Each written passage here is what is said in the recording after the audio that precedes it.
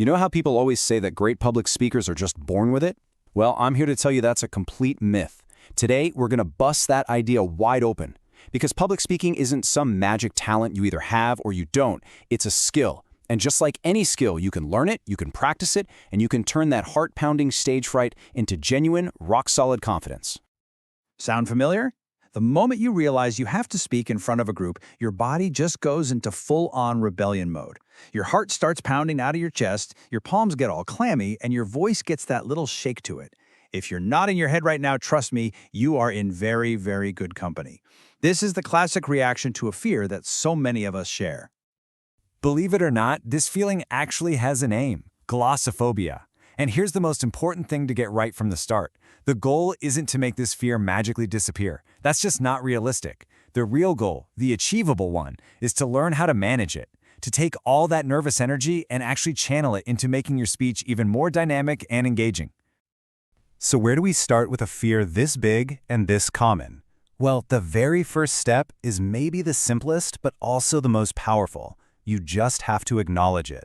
We have to look that anxiety right in the eye and understand what we're up against before we can even think about overcoming it. This is where the journey really begins. Okay, so we've admitted we're nervous. Now what? Well, now we need a game plan. And that plan totally depends on the situation you're in. See, not all public speaking is the same. There are different types, and knowing which one you're dealing with is absolutely crucial. So on one hand, you've got impromptu speaking. This is that classic, terrifying think-on-your-feet moment. You know, when you're in a meeting and your boss suddenly says, "Hey, what are your thoughts on this?" Yikes. But on the other hand, you have extemporaneous speaking. And this, my friends, is the sweet spot for most presentations you'll ever give. It means you've done your homework, you've practiced, but you're delivering it conversationally, not reading it word for word like a robot. For those scary, impromptu moments, here is an absolute lifesaver: the PrEP method. It's a super simple 4-step structure to keep in your back pocket.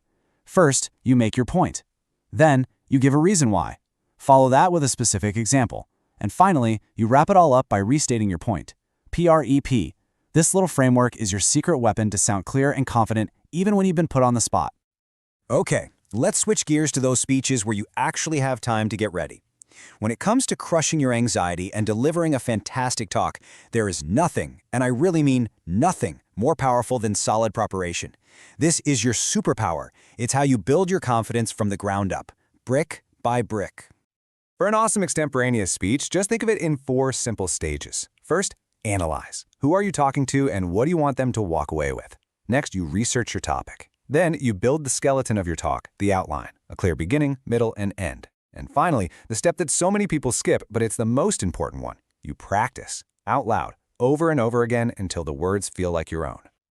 But what happens when you've done all that work, you've prepared like crazy, and the butterflies still show up for the party? Well, that's because this battle isn't just about what's on your note cards. It's also about what's going on between your ears. Knowing your stuff is half the battle, but believing you can actually deliver it, that's the other half. And this right here, this is the core idea. Let this one really sink in. We are not trying to become fearless. We're trying to become courageous. And courage isn't the absence of fear. It's feeling that fear, acknowledging it, and then doing the thing anyway. And we get there by actively managing our nerves, not by pretending they don't exist. So, let's stock your mental toolkit with a few powerful techniques. First, visualize success. Literally, close your eyes and imagine yourself giving an amazing speech. Next, use positive self-talk. You have to shut down that inner critic that says, "I'm gonna bomb," and replace it with, "I am prepared for this." Right before you go on, use deep breathing to physically calm your nervous system.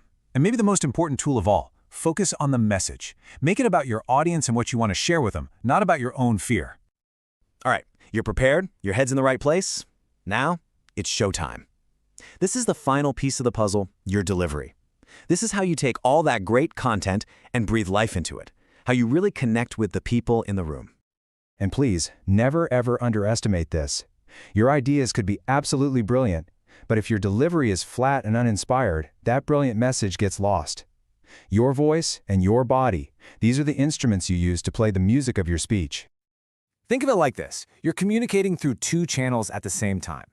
The verbal channel is, the words you're saying and how your voice sounds, the pitch, the pace, the volume. But the nonverbal channel is everything else: your posture, your hands, your facial expressions. The real magic happens when both of those channels are sending the exact same confident message. So let's talk about your voice. First, you've got to be clear. If people can't understand your words, you've lost before you've even started. But to keep them listening, you need vocal variety. Nobody wants to listen to a monotone drone, right? So change your pitch and control your pacing. Slow down to really land an important point. And of course, make sure your volume is right for the room. It's these little things that make a huge difference. And remember, your body is talking the whole time too. Good eye contact isn't about staring people down, it's about building a connection. Natural hand gestures can help emphasize your points and show your passion. A confident posture, just standing tall with your shoulders back, sends a powerful message of self-assurance. And try to tame those nervous habits like fidgeting or keeping your hands in your pockets. It all works together to make you look as confident as you've prepared to be. As you start putting all of these pieces into practice, please remember this. You're not going to become a world-class speaker overnight. The goal here isn't to be perfect. The goal is just to make progress. Every single time you speak up, it's just an opportunity to get a little bit better. So embrace the journey. So there you have it. We've gone from understanding the fear to preparing our content, mastering our mindset, and delivering with real impact. You have the tools, you have the strategies, you have the whole framework. The only question left is, what is it you want to say?